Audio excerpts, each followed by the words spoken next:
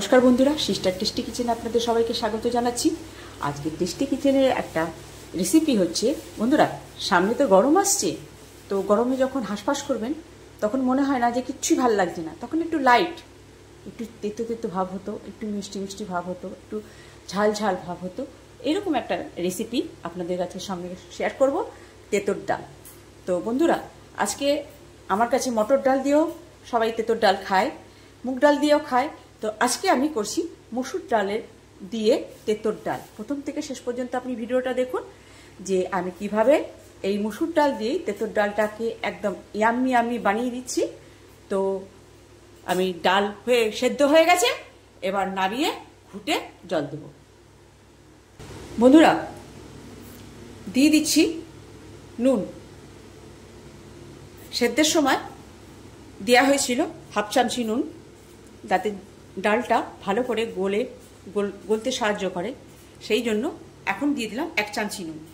আর যখন আমি নামাবো তখন তো টেস্ট করেই নামাতে হবে, তখন দেখে নেব নুন কম আছে কি বেশি আছে। তো এইবার বন্ধুরা জলটা ফুটে গেলে, এই যে ডালে যে ঘুটে দিয়ে জল দিয়ে দিয়েছি, এটা ফুটে গেলে তারপরে দিয়ে দেব এই যে কেটে রাখা এখানে উচ্ছে আর লাউ। উচ্ছেটা একটু ভেজে দেব, আর লাউটা আগে দিয়ে দেব, আর উচ্ছেটা একটু ফোড়ন দেওয়ার সময় তাকে দেয়া হবে। বন্ধুরা জলে ফুট এসে গেছে, এবার কেটে ধুয়ে রাখা এই যে লাউয়ের কুচিগুলো মানে দিয়ে দিচ্ছি। এবার দিয়ে দেবো হলুদ। বন্ধুরা এবার দিয়ে দিচ্ছি হলুদ।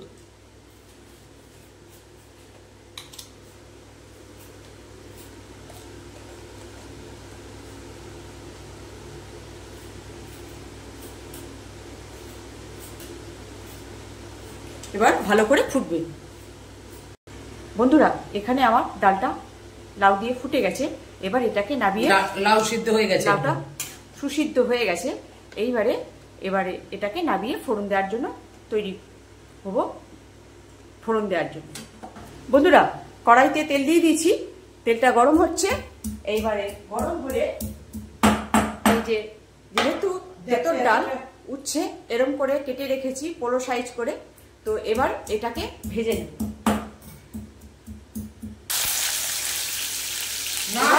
এবার উচ্ছেটাকে লাল লাল করে ভেজে নেব। বন্ধুরা এখানে আমার উচ্ছেটা একটু ভাজা হয়ে এসছে প্রায়, এবার এটাকে তেল ঝরিয়ে একদম ডালের ভেতরে দিয়ে দেবো।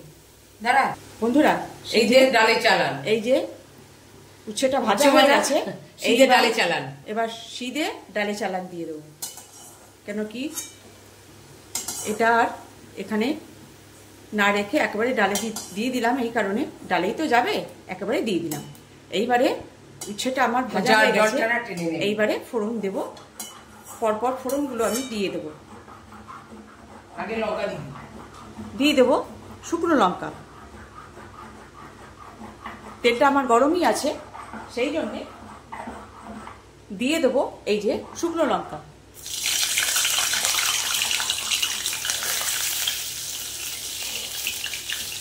তেজপাতা দিয়ে দিলাম, তেজপাতা দিয়ে দিচ্ছি, সর্ষে দিয়ে দেবো, 5 ফোড়ন দিয়ে দিলাম, 5 ফোড়ন। এইবার দিয়ে দেবো ডালটা। ফোড়নটা পুড়ে গেলেই দিয়ে দেবো ডালটা। ওই তো তেজপাতার উপর থেকে ইয়েটা হবে।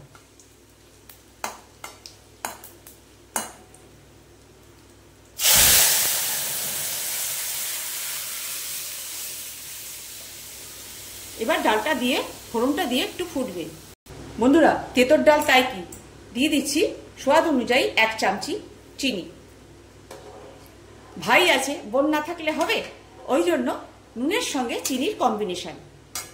বন্ধুরা এই যে শিলে বেটে রেখেছি। বন্ধুরা আদা বাটা, এখানে আদা বাটা, এই যে আদা বাটা, রাঁধুনি বাটা, এখানে নারকেলের দুধ।